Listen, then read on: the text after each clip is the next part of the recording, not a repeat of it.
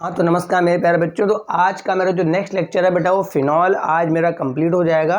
और फिनॉल की जितनी भी मोस्ट इम्पॉर्टेंट रिएक्शंस हैं जो बोर्ड एग्जाम में अब की बार ज़रूर से ज़रूर आएंगी वो बेटा मैं आज आपको बताने वाला हूँ। ठीक है, फिनॉल का मैंने एसिडिक नेचर बता दिया था, फैक्टर्स अफेक्टिंग एसिडिटी बता दिया था कि कौन कौन से फैक्टर्स ऐसे होते हैं जिससे बेटा फिनॉल की एसिडिटी या तो बढ़ सकती है या बेटा फिनॉल की एसिडिटी बेटा क्या हो सकती है, कम हो सकती है। अब मेरे पास कुछ फिनॉल की बड़ी फेमस रिएक्शन है जिसमें से एक का नाम है बेटा रीमर टीमन रिएक्शन। तो जो भी नंबर हो आप हेडिंग डाल दीजिएगा, मैं तो हेडिंग डालूंगा यहाँ पर, आप नंबर देख लीजिएगा कि कौन सा नंबर चल रहा था। रिएक्शन नंबर 1 टी की 2 की 3 थी। तो मेरे पास जो नेक्स्ट रिएक्शन है फिनॉल की वो बेटा है रीमर टीमन रिएक्शन। और बेटा ये रिएक्शन बेटा बोर्ड एग्जाम छोड़ो अच्छे अच्छे कंपटीशंस में बहुत पूछी जाती है भाई कि भैया मेरे रीमर टीमन रिएक्शन क्या होती है। ठीक है, तो मैं बता दूं जरा, अगर मेरे पास फिनॉल लिया मैंने फिनॉल, ठीक है, तो फिनॉल का मतलब हो गया बेंजीन के ऊपर बेटा OH हो गया, ये मेरे पास फिनॉल का मॉलिक्यूल है। ठीक है, इसमें मैं क्या करता हूँ बेटा क्लोरोफॉर्म डालता हूँ। क्लोरोफॉर्म का फॉर्मूला हो गया CsCl3 और थोड़ी बहुत बूंदे गिराता हूँ KOH की। ठीक है ना, तो क्लोरोफॉर्म डालूंगा और थोड़ा बहुत QH मिलाऊंगा तो बेटा इसके आर्थो और पैरा पोजीशन पे मेरा CHO आगे लग जाएगा। मतलब कुल मिलाकर शायद ये रिएक्शन मैं पहले बता चुका हूँ लग रहा है। तो ये मेरे पास OH है और बेटा आर्थो पे भी आपका CHO आ जाएगा और पैरा पर भी आपका CHO आ जाएगा। लगता है मेरे को ध्यान आ रहा है कि ये लास्ट स्टेंड पे मैं इसे बता चुका था कि फिनॉल की रिएक्शन अगर मैं क्लोरोफॉर्म प्लस KOH से कराता हूँ बेटा तो ये जो मॉलिक्यूल बनता है इसका नाम बेटा होता है सैलिसिलिक एल्डिहाइड। इसका नाम क्या है बेटा,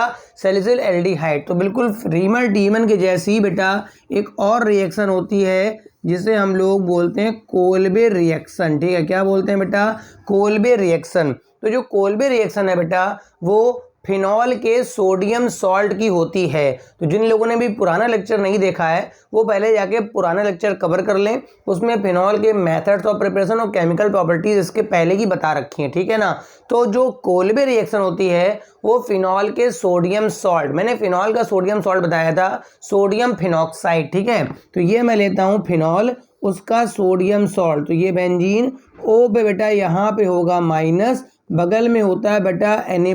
बेटा इसका नाम क्या होता है बेटा, इसका नाम सोडियम फिनॉक्साइड है। और ये जो पदार्थ है, ये जो सब्सटेंस है, ये फिनॉल की रिएक्शन NaOH कराने से मिलता है। ठीक है, तो कोल्बे रिएक्शन में हम सोडियम फिनॉक्साइड लेते हैं और रिएक्शन कराते हैं बेटा कार्बन डाइऑक्साइड के साथ। ठीक है, एट टेम्परेचर लगभग 125 डिग्री सेल्सियस और 5 to 6 बेटा मेरा ATM प्रेशर होता है। और मैं इस रिएक्शन के होने में बीच में एसिडिफाइड करता हूँ। ठीक है, क्या करता हूँ, एसिडिफाइड करता हूँ ताकि जो सॉल्ट है वो ब्रेक होके OH बना दे।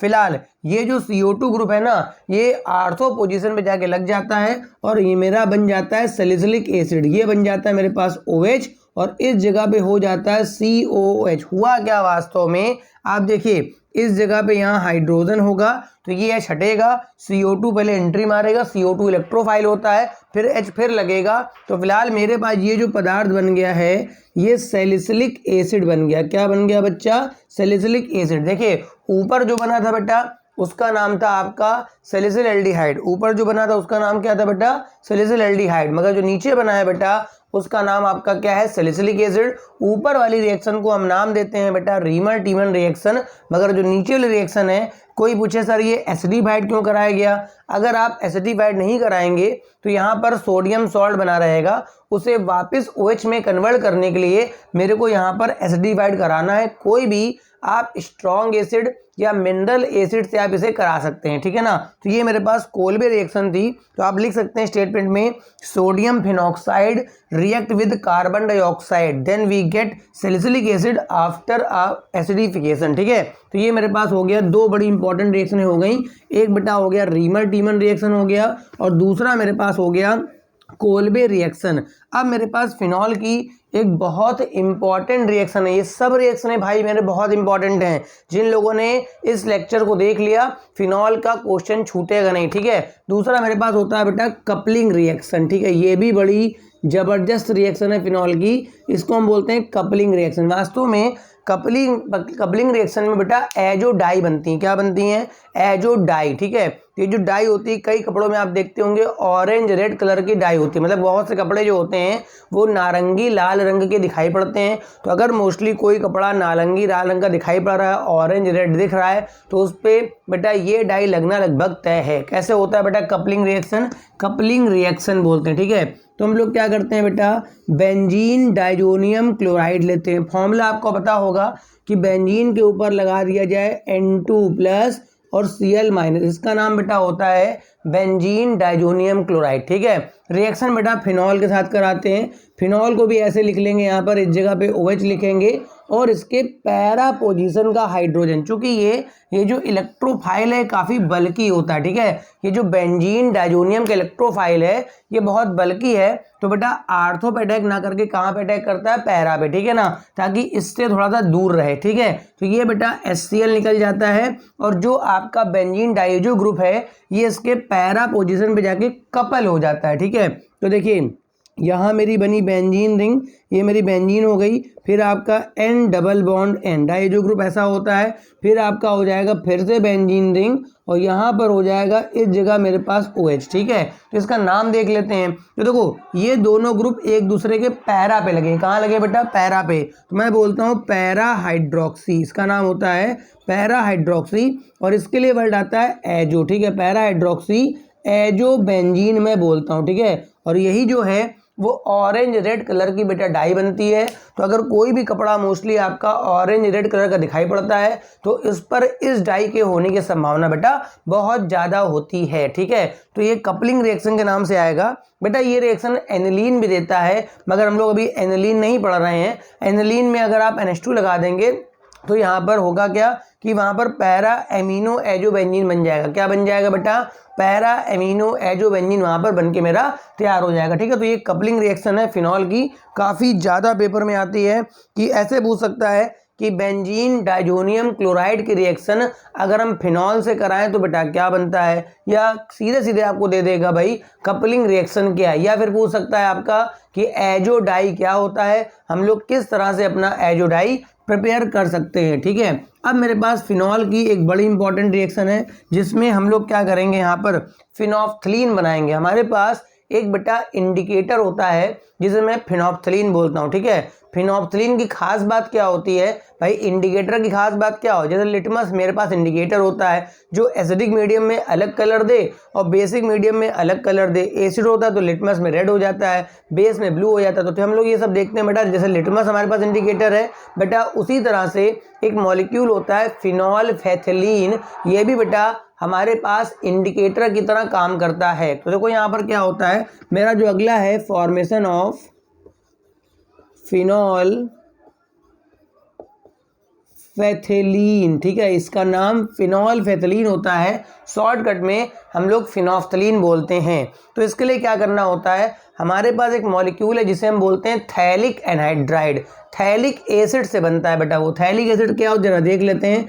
अगर हम लोग बेंजीन रिंग लेकर के इसके अगल बगल 2 कार्बोक्सिलिक एसिड ग्रुप लगा देते हैं। ठीक है, अगर बेंजीन में अगल बगल मतलब आर्थो पोजीशन पर अगर हम 2 कार्बोक्सिलिक एसिड ग्रुप लगा देते हैं तो बेटा इसका नाम होता है थैलिक एसिड। क्या होता है बेटा? ये थैलिक एसिड। अगर इसको मैं हीट कर देता हूँ, अगर इसको हीट करता हूँ तो चूंकि यहाँ पर OH आसपास है काफ़ी, तो यहाँ से आपका वाटर डिहाइड्रेशन हो जाएगा।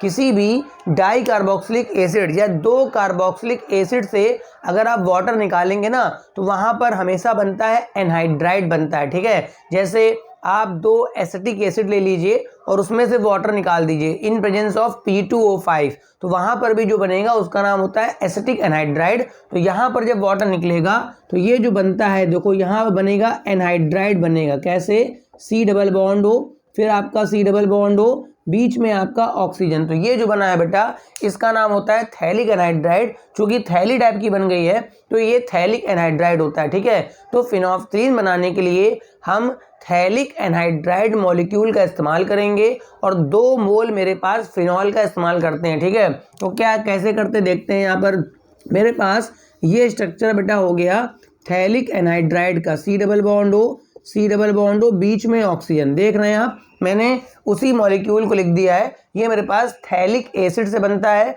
और इसका नाम है थैलिक एनहाइड्राइड। चूंकि एसिड से वाटर निकलने पे जो बनता है उसे हम नाम देते हैं बेटा एनहाइड्राइड। ठीक है, अब इसके रिएक्शन कराएंगे बेटा फिनॉल के 2 मोल से। तो यहाँ पर हम लोग फिनॉल कुछ इस तरह से लिखेंगे, बेंजीन लिखेंगे यहाँ पर H और नीचे बेटा OH कर लेंगे, उल्टा फिनॉल लिख लेंगे। ठीक है, यहाँ पे H, कुल मिला के भाई पैरा पोजीशन पे रिएक्शन होगी और यहाँ पर OH, और रिएक्शन बेटा कराएंगे in presence of concentrated H2SO4। आपको H2SO4 का फंक्शन पता होना चाहिए लाइफ में कि ये डिहाइड्रेटिंग एजेंट होता है। क्या होता है बेटा? डिहाइड्रेटिंग एजेंट होता है। इसका काम बच्चा क्या होता है? ये कहीं से भी आपका पानी निकाल लेता है। ठीक है, तो ये बेटा इस जगह से ऐसे वाटर निकाल देगा। अब देखिए, जब इस जगह से वाटर निकला तो इस वाले कार्बन पे डबल बॉन्ड कम हो गया, मतलब 2 वैलेंसी कम हो गई, और इस वाले से एक H निकला है, मतलब इन दोनों कार्बन की एक वैलेंसी कम भई है। तो ये कार्बन इधर भी बॉन्ड बना लेगा और ये कार्बन इधर भी बॉन्ड बना लेगा। तो देखिए फाइनली क्या है, ऊपर तो रिंग जो जैसी वैसे रहेगी, ऊपर वाला C डबल बॉन्ड वैसे रहेगा, ये O भी ऐसा रहेगा। ठीक है, यहाँ का कार्बन भी बाबूजी ऐसे रहेगा, मगर अब जो डबल बॉन्ड टूटा है उसके बदले में भैया 2 सिंगल बॉन्ड निकलेंगे। इधर भी आपकी बेंजीन रिंग लगेगी विद OH। ठीक है, और इधर भी आपकी बेंजीन रिंग लगेगी विद OH। तो ये जो सामने मॉलिक्यूल आपका तैयार हो गया है इसका नाम होता है फिनोफ्थलीन। ठीक है, इसकी खास बात क्या होता है कि अगर मैं इसमें एसिड डाल देता हूँ, ठीक है, क्या डाल देता हूँ? एसिड, तो ये कलरलेस होता है। मतलब एसिड के माध्यम में इसमें कोई भी कलर नहीं आता है। मतलब फिनोफ्थलीन में अगर मैं एसिड डालता हूँ तो कलरलेस आता है। ठीक है, मगर अगर इसमें मैंने बेस डाल दिया, फिनोफ्थलीन में डाल दिया बेस, तो ये पिंक कलर का हो जाएगा। किस कलर का हो जाएगा बेटा? पिंक कलर का हो जाएगा। तो इससे हम एसिड बेस की पहचान कर सकते हैं। फिनोफ्थलीन का यूज़ ऐसे इंडिकेटर करा जाता है, इस वजह से ये रिएक्शन भी काफ़ी इंपॉर्टेंट है। पेपर में आपके क्वेश्चन कैसे आएगा, या तो ऐसे पूछ देगा कि भाई थैलिक एनहाइड्राइड की रिएक्शन आप फिनॉल से कैसे कराएंगे, या फिर आपसे पूछ देगा कि भाई फिनोफ्थलीन का फॉर्मेशन कैसे होता है। तो भाई थैलिक एनहाइड्राइड कैसे बना, मैंने वो बना के दिखा दिया आपको। ठीक है, थैलिक एसिड को अगर आप हीट करेंगे तो बनता है मेरा थैलिक एनहाइड्राइड। ठीक है, और उसके बाद उसको रिएक्शन कराएंगे, फिनॉल साथ डाल देंगे, इसका 1 मोल इसके 2 मोल से रिएक्ट होगा। अपने आप रिएक्शन नहीं होती है, वाटर अपने आप नहीं निकलेगा, उसके लिए हमें चाहिए कंसंट्रेटेड H2SO4, वो वाटर निकालने में हेल्प करेगा। डिहाइड्रेटिंग एजेंट होता है, आपके O हटके 2 बॉन्ड बन जाएंगे और यहाँ बन जाएगा फिनोफ्थलीन। फिनोफ्थलीन का फंक्शन क्या है मैंने बता दिया, एक प्रकार का मेरा इंडिकेटर होता है। ठीक है, अब यहाँ पर एक मैं रिएक्शन बता रहा हूँ कि फिनॉल की रिएक्शन बेटा फेरिक क्लोराइड के साथ क्या होती है। ये एक मोस्ट इम्पॉर्टेंट रिएक्शन है बोर्ड एग्जाम के लिए और कंपटीशन के लिए भी बहुत इंपॉर्टेंट है। क्यों इंपॉर्टेंट है मैं बताता हूँ। यहाँ पर अगर आप फिनॉल की रिएक्शन, ध्यान से बात सुनेंगे मेरी, अगर आप फिनॉल की रिएक्शन फेरिक क्लोराइड से कराते हैं, FeCl3 से कराते हैं, तो यहाँ पर वायलेट कलर प्रोड्यूस हो जाता है। एक कॉम्प्लेक्स बनता है इसके फिनॉक्साइड और Fe+3 आयन के बीच। उस कॉम्प्लेक्स का जो कलर होता है बेटा वो वायलेट कलर का देखा गया है। तो ये जो रिएक्शन सामने लिखी है इसे मैं बोलता हूँ बेटा टेस्ट ऑफ फिनॉल। अगर आपको कहीं पर फिनॉल के टुकड़े दे दिए जाएं, फिनॉल के सफ़ेद रंग के पैलेट्स यानी टुकड़े होते हैं, अगर सफ़ेद रंग के टुकड़े तो शक्कर के भी होते हैं। ठीक है, सफ़ेद रंग के टुकड़े तो भाई किसी फिटकरी के भी हो सकते हैं। ठीक है, सफ़ेद रंग के टुकड़े तो बेटा मिश्री के भी हो सकते हैं ना। तो अगर आपको सफ़ेद रंग के टुकड़े दिए हैं और आपको बेटा चेक करना है कि ये कंपाउंड फिनॉल है या फिनॉल नहीं है, तो इसे चेक करने के लिए आप उसमें क्या करने वाले हैं, थोड़ा बहुत फेरिक क्लोराइड का सोल्यूशन टपका देंगे। ठीक है, जैसे ये टपकेगा अगर वो कंपाउंड फिनॉल हुआ, ठीक है, अगर वो कंपाउंड बेटा फिनॉल हुआ तो तुरंत उसका कलर बेटा कैसा आ जाएगा, वायलेट कलर प्रोड्यूस कर देगा। ये मोस्ट इंपॉर्टेंट रिएक्शन है कि पूछेगा कि टेस्ट ऑफ फिनॉल क्या होता है। तो फिनॉल की रिएक्शन अगर मैं फेरिक क्लोराइड यानी FeCl3 से कराता हूँ तो वायलेट कलर बेटा प्रोड्यूस होता है। ये रिएक्शन इसलिए इम्पॉर्टेंट है क्योंकि ये टेस्ट ऑफ फिनॉल है। अब आगे बढ़ते हैं, हमारी जो नेक्स्ट रिएक्शन है वो बेटा है reactions due to benzene ring. मतलब वो रिएक्शनें जो बेटा बेंजीन रिंग की वजह से होती हैं। तो हेडिंग डाल दीजिए reactions due to benzene ring, तो मैं बता दूं बेटा, बेंजीन रिंग पर हमेशा इलेक्ट्रोफाइल का अटैक होता है। ठीक है, आपको ये 11th लेवल में सिखाया गया था कि बेंजीन रिंग जो होता है वो इलेक्ट्रॉन रिच होता है। ठीक है, तो जब कोई इलेक्ट्रॉन रिच होगा तो उस पर हमेशा इलेक्ट्रोफाइल का अटैक होगा। इलेक्ट्रोफिलिक सब्स्टिट्यूशन रिएक्शनें होती हैं, मतलब बेंजीन पे जो रिएक्शनें होती हैं बेटा वो हमेशा इलेक्ट्रोफिलिक सब्स्टिट्यूशन रिएक्शंस होती हैं। जस्ट लाइक हेलोजिनेशन हो गया, आपका नाइट्रेशन हो गया, आपका सल्फोनेशन हो गया, ये सब रिएक्शनें जो होती हैं बेटा ये बेंजीन रिंग की वजह से होती हैं। ठीक, अच्छा, अब यहाँ पर दिक्कत ये है कि अगर ये केवल बेंजीन होता, ठीक है, अगर ये केवल बेंजीन होता तो इसके 6 के 6 कार्बन बेटा इक्विवेलेंट होते हैं। अगर ये केवल बेंजीन होता बेटा तो इसके 6 के 6 कार्बन बेटा इक्विवेलेंट होते हैं। ठीक है, तो मैं इसमें इलेक्ट्रोफाइल कहीं पर भी जोड़ दूं जा करके, कोई फर्क नहीं पड़ेगा। कंपाउंड यहाँ अगर मैं Cl लगा दूं तो उसका नाम भी क्लोरोबेंजीन होगा, यहाँ लगा दूं उसका नाम भी क्लोरोबेंजीन होगा, ओवरऑल 6 में से कहीं भी लगा दूं उसका नाम क्या होगा बेटा, क्लोरोबेंजीन। ठीक है, मगर जब बेंजीन में आपका लग चुका है OH ग्रुप लग चुका है, क्या लग चुका है बेटा, OH ग्रुप लग चुका है, तो बेटा OH लगने के साथ अब ये दो अगल बगल वाली बेटा ये आर्थो हो गई, इसके अगल बगल वाली मेटा और फिर क्या हो गई, पैरा। तो अब यहाँ पर जो इलेक्ट्रोफाइल है वो अगर आर्थो पे जाता है तो बेटा पैरा पे जरूर जाता है। ठीक है, तो फिर मेटा पे रिएक्शन नहीं होती है। अगर कोई इलेक्ट्रोफाइल का अटैक बेटा मेटा पे होता है तो वो आर्थो पैरा पे नहीं जाता। तो ये हमें कहाँ से पता लगेगा, तो ये है तो फिलहाल 11 का टॉपिक कि जो ऊपर ग्रुप लगा है वो बेटा रिंग एक्टिवेटर है या फिर बेटा वो रिंग डीएक्टिवेटर है। मतलब जो OH है वो बेंजीन को इलेक्ट्रॉन डेंसिटी देता है या फिर बेंजीन से इलेक्ट्रॉन डेंसिटी लेता है। अगर बेंजीन पर लगा हुआ कोई ग्रुप अगर बेंजीन को इलेक्ट्रॉन देता है तो वो ग्रुप एक्टिवेटर होता है। उस केस में निगेटिव चार्ज जो होता है वो आर्थो और पैरा पे आता है। इस वजह से इलेक्ट्रोफाइल का अटैक भी बेटा कहाँ हो जाता है, आर्थो और पैरा पे हो जाता है। ठीक है, अगर कोई ग्रुप बेंजीन से इलेक्ट्रॉन को विड्रा कर लेता है, ठीक है, तो उस केस में आर्थो और पैरा पे आता है प्लस चार्ज, तो इलेक्ट्रोफाइल प्लस पे तो जाएगा नहीं, तो फिर अटैक बेटा कहाँ पे होता है, मेटा पे। तो मेरे को पहले ये चेक करना पड़ेगा कि फिनॉल के मेरे को रेजोनेंस ड्रा करने पड़ेंगे और मेरे को ये कंफर्म करना पड़ेगा कि यहाँ पर निगेटिव या पॉजिटिव में से कौन सा चार्ज आ रहा है। ठीक है, तो फिनॉल के बेटा रेजोनेंस ड्रा कर लेते हैं। कैसे करेंगे, देखिए ये मेरे पास बेंजीन है, ये ऑक्सीजन और ये मेरे पास H। बेटा ऑक्सीजन के पास 2-2 लोन पेयर होते हैं। तो एक बात तो समझ लें, जिस ग्रुप के पास लोन पेयर होता है, जिस ग्रुप के पास बच्चा लोन पेयर होता है वो हमेशा रिंग को इलेक्ट्रॉन डोनेट करता है। जिस ग्रुप के पास बेटा लोन पेयर होता है वो हमेशा रिंग को इलेक्ट्रॉन डोनेट करता है, मतलब बेटा एक्टिवेटर की तरह काम करेगा और बेंजीन पर इलेक्ट्रॉन डेंसिटी को बढ़ाएगा। बेंजीन पर क्या करेगा बेटा, इलेक्ट्रॉन डेंसिटी को बढ़ाएगा। देखते हैं कैसे बढ़ाएगा, देखते हैं रेजोनेंस। भाई देखो इन दो इलेक्ट्रॉनों से यहाँ पे डबल बॉन्ड बन जाएगा। ठीक है भाई, जब डबल बनेगा तो इस वाले कार्बन की वैलेंसी बढ़ जाएगी। कार्बन की वैलेंसी कितनी होती है, 4, डबल बनने पे हो जाएगी 5, तो ये डबल भैया टूट जाएगा। एक बात आप ध्यान रखेंगे, बेंजीन रिंग में डबल के बाद डबल नहीं होता है, अदरवाइज वैलेंसी डिस्टर्ब हो जाएगी। ठीक है, तो जब यहाँ बॉन्ड बनेगा तो यहाँ बॉन्ड टूटेगा, तो इसका नेक्स्ट फॉर्म बेटा क्या बन जाएगा, देखिए ये डबल ऐसे रहेगा, इसमें कोई चेंज नहीं है। ठीक है, डबल बॉन्ड O लग जाएगा, यहाँ पर O के पास बेटा एक लोन पेयर बचेगा मगर चार्ज आ जाएगा पॉजिटिव, क्योंकि O इलेक्ट्रॉन डोनेट कर रहा है, उस पर पहले से कोई चार्ज नहीं था, इलेक्ट्रॉन देने के बाद कमी आएगी तो प्लस, और यहाँ पर एक लोन पेयर आ जाएगा और चार्ज कैसा हो जाएगा, माइनस। यहाँ तक बात क्लियर हो गई। आप देख सकते हैं कि आर्थो पोजीशन पर आपका नेगेटिव चार्ज पैदा हो गया। ठीक है ना, अब इसका बेटा नेक्स्ट फॉर्म क्या बनेगा, देखिए इनके इलेक्ट्रॉन से यहाँ पे डबल बन जाएगा, क्योंकि कॉन्जुगेशन है सिस्टम में ना, आपका सिस्टम में कॉन्जुगेशन है, तो डबल के बाद यहाँ पर डबल नहीं हो पाएगा, तो ये डबल टूट के यहाँ पर आ जाएगा। ठीक है, मैंने कहा था कि बेंजीन रिंग के लिए आप ध्यान रखेंगे कि डबल के बाद डबल नहीं बनता। तो फाइनली क्या होगा, देखिएगा ये रिंग आपकी ऐसे रहेगी। देखिए ये डबल भी आपका ऐसे रहेगा, double bond O, single bond H, lone pair ऐसे, यहाँ पॉजिटिव चार्ज।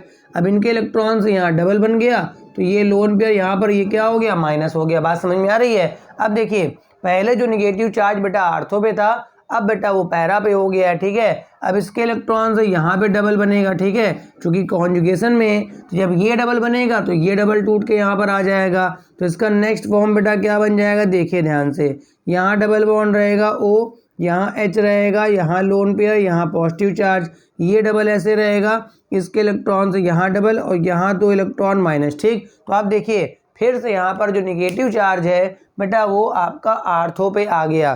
तो आप रेजोनेंस से क्लियर हो रहा है कि बेटा इसका जो निगेटिव चार्ज है वो बेटा आर्थो और पैरा पोजीशन पर चल रहा है, ठीक है। आप देख सकते हैं इसका जो निगेटिव चार्ज है बेटा वो आर्थो और पैरा पे आ रहा है। इस वजह से हमको ये कन्फर्म हो रहा है कि जो इलेक्ट्रोफाइल बेटा होगा वो अटैक करेगा आर्थो और पैरा पे।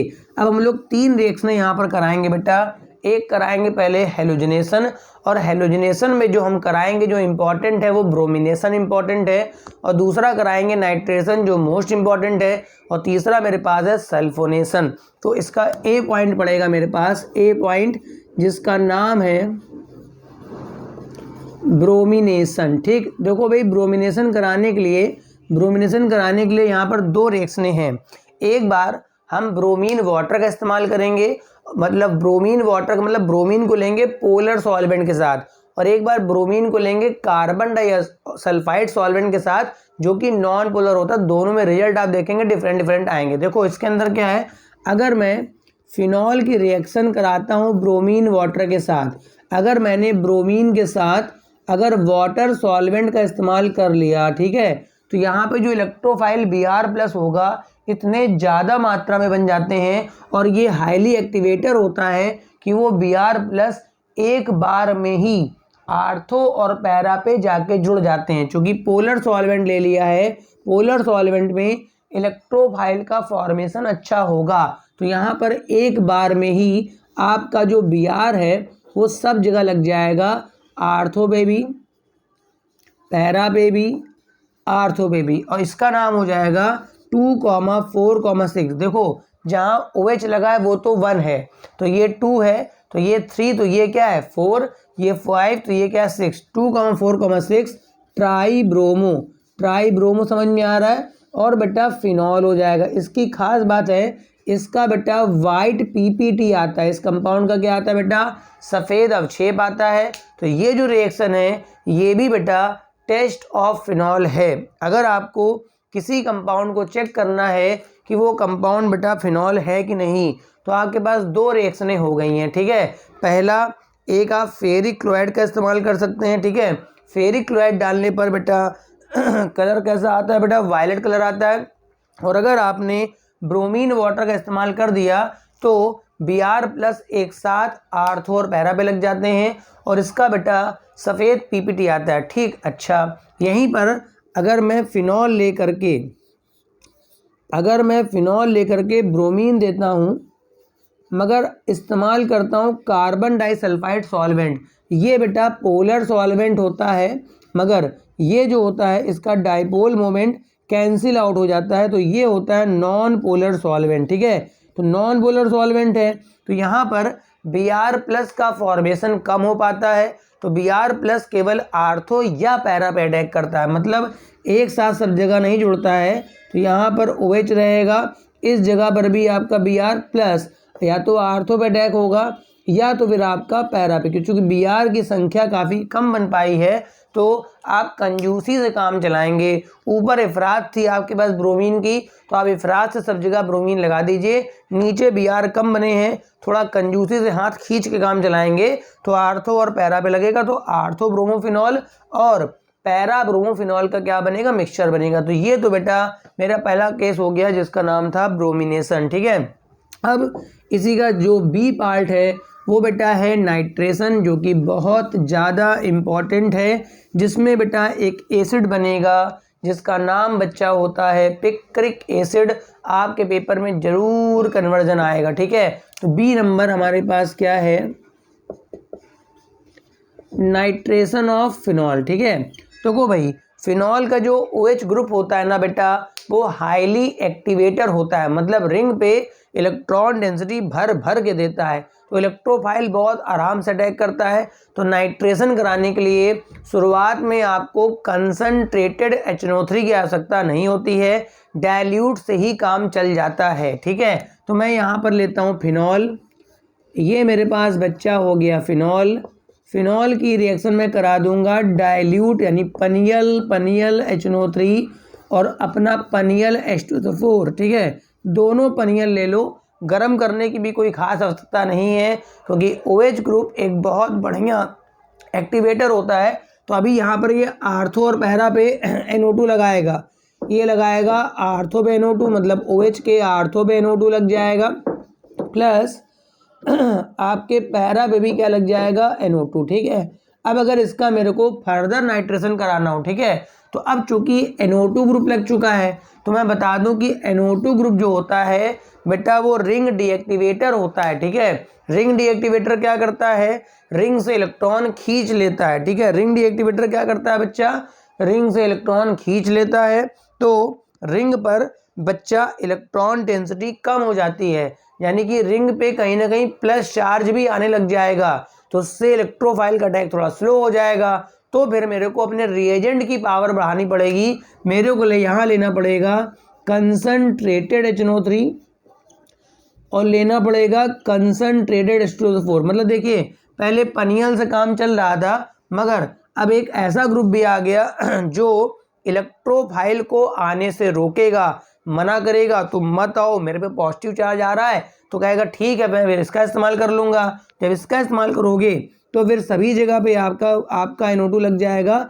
सभी जगह का सेंस का मतलब है आर्थो और पैरा, मतलब आर्थो पे भी आएगा और आपका पैरा पे भी आएगा। इसका नाम आप खुद से भी लिख सकते हैं 2 पे NO2 है, 4 पे है और 6 पे है, तो 2,4,6 ट्राई नाइट्रोफिनॉल, या तो आप ये नाम बोल दीजिए। ठीक है, या इसका एक दूसरा नाम बड़ा फेमस है जिसे मैं पिक्रिक एसिड के नाम से जानता हूँ। किस नाम से जानता हूँ बेटा, पिक्रिक एसिड। तो ये कन्वर्जन तो सुपरहिट कन्वर्जन है, आपसे या तो पिक्रिक एसिड का फॉर्मेशन पूछा जाएगा या फिर कैसे कन्वर्ट करेंगे फिनॉल से पिक्रिक एसिड। ठीक है, और बेटा इसकी एसिडिटी कार्बोक्सिलिक एसिड से भी ज़्यादा होती है। ठीक है, क्योंकि जैसे जैसे NO2 ग्रुप लगेंगे वैसे वैसे फिनॉल की एसिडिटी बढ़ती है। इसके लिए आप प्रीवियस लेक्चर में जाके देखिए आपको क्या बताया गया था। ठीक है, अब थर्ड नंबर पे मेरे पास आता है सल्फोनेशन ऑफ फिनॉल। ठीक है, तो फिनॉल का मेरे को सल्फोनेशन कराना है, तो सल्फोनेशन कैसे होता है, C नंबर पे मेरे पास आ रहा है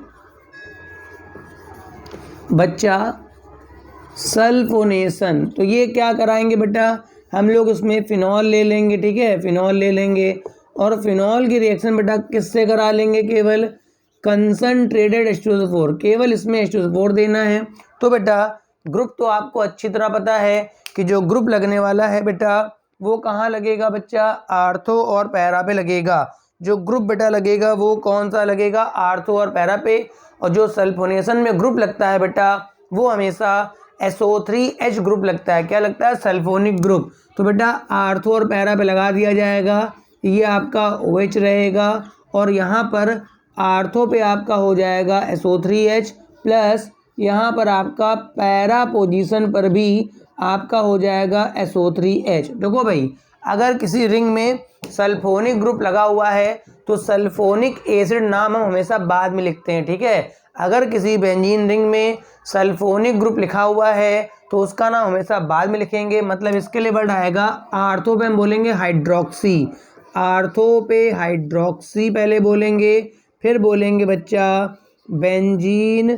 सल्फोनिक एसिड, ये इसका नाम होगा। तो इसका तो आप लिख ही लेंगे, पैरा का है तो ये क्या बना है, पैरा हाइड्रोक्सी, बाकी पूरा वही देखाएगा, para hydroxy benzene sulphonic acid. तो ये 3 बड़ी इंपॉर्टेंट रिएक्शनें बेटा फिनॉल की कंप्लीट हो गई। तो मैंने most of the important part आपका फिनॉल का कंप्लीट करा दिया है। एक बेटा फिनॉल का सेल्फ ऑक्सीडेशन पूछता है, ऑटो ऑक्सीडेशन पूछता है कि अगर फिनॉल को एयर में खुला छोड़ दें तो क्या होगा। ठीक है, अगर फिनॉल को एयर का मतलब 1/2 O2 मतलब ऑक्सीजन में खुला छोड़ दें तो क्या होगा। ये मेरा पीछे था मगर मैं बता रहा हूँ, इंपॉर्टेंट है, बोर्ड लेवल के लिए बहुत इंपॉर्टेंट है, ठीक है। अगर आप फिनॉल को खुला छोड़ दें एयर में तो ये धीमे धीमे पैराक्विनोन में ऑक्सीडाइज हो जाता है और वो पैराक्विनोन फिनॉल के 2 मॉलिक्यूल के साथ H बॉन्ड बना लेता है जिसे मैं फिनोन बोलता हूँ, ठीक है। क्या होता है सुनिए पूरी कहानी। फिनॉल की रिएक्शन अगर आप एयर से कराते हैं, एयर में रख देते हैं खुला, तो ये पैराक्विनोन बन जाता है। मतलब देखिए ये ऐसे रहेगा, double bond O double bond O, क्योंकि पैरा पे ओन बना हुआ है, पैरा पे बना है ना ओन, तो इसका नाम होता है पैराक्विनोन। ये तो बन गया, मगर भाई साहब ये जो होता है ये कलरलेस होता है, ठीक है। अब है क्या कि जो मॉलिक्यूल ऑक्सीडाइज हो चुके हैं वो, और जो बेटा ऑक्सीडाइज नहीं हुए हैं मतलब फिनॉल, तो ये H और O और ये आपका बेंजीन इधर की तरफ लिखेंगे, फिनॉल है, इधर मैंने लिखा बेंजीन और इधर लिखा O और H। तो बेटा ये ऑक्सीडाइज जो हो चुका है और जो अभी बचे हैं इनके बीच बेटा H बॉन्ड बन जाता है। क्या बन जाता है बच्चा? H bond. तो इस मॉलिक्यूल को फिनोन बोलते हैं। क्या बोलते हैं बेटा? फिनोन बोलते हैं। और यही जो होता है बच्चा पिंक कलर का होता है। मतलब पूछेगा कि भाई अगर हम फिनॉल को एयर में खुला छोड़ देते हैं तो वो गुलाबी रंग किसकी वजह से आ जाता है? तो आया तो एक्चुअली में गुलाबी रंग जो है वो ऑक्सीडेशन की वजह से ही आया है। फिनॉल को ऑक्सीडाइज कराएंगे तो पहले बनेगा पैराक्विनोन, मगर मेरी बात ध्यान रखिएगा कि ये कलरलेस कंपाउंड होता है, ठीक है। और ये जो है उन मॉलिक्यूल के साथ H बॉन्ड बना लेता है जो बेचारे अभी तक ऑक्सीडाइज नहीं हो पाए हैं, तो ये ऐसे रहेंगे और ये फिनोन टाइप का मॉलिक्यूल बन जाता है। और इसका जो कलर होता है बेटा वो आपका पिंक कलर का होता है। मैंने टेस्ट ऑफ फिनॉल भी बता दिया, बेंजीन के कारण होने वाली रिएक्शनें बता दी और मैंने अदर रिएक्शंस भी फिनॉल की कंप्लीट करा दी हैं। अगर आपको लेक्चर पसंद आया करे, लाइक कर दिया करें, कमेंट कर दिया करें, अपने दोस्त यारों को शेयर कर दिया करें। और भैया अगर चैनल सब्सक्राइब अभी तक नहीं किया तो कर लो भाई, सब्सक्राइब करने में क्या जाता है आपका, सब्सक्राइब कर लीजिए। कोई ना कोई अच्छा वीडियो आपकी हेल्प जरूर कर देगा, ठीक है। अब मेरा जो नेक्स्ट सेगमेंट होगा बेटा, मेरी जो सीरीज चल रही थी वो चल रही थी एल्कोहल, फिनॉल और ईथर। तो बच्चा मेरे पास क्या है बेटा? ईथर बचा है। ईथर कंप्लीट होने के बाद हो सकता है मैं किसी चैप्टर का 1 शॉट डाल दूं, ठीक है ना। तो आप लगातार देखते रहिए और मेरे जितने भी कोऑर्डिनेशन केमिस्ट्री वगैरह के जो 1 शॉट पढ़े हैं उन सबको भी आप देख लीजिए अगर नहीं देखा है। और मैं 20 क्वेश्चंस के संडे वीडियो लगा रहा हूँ हर एक चैप्टर वाइज, जो बोर्ड एग्जाम के लिए बहुत फेमस हैं। Thank you for watching.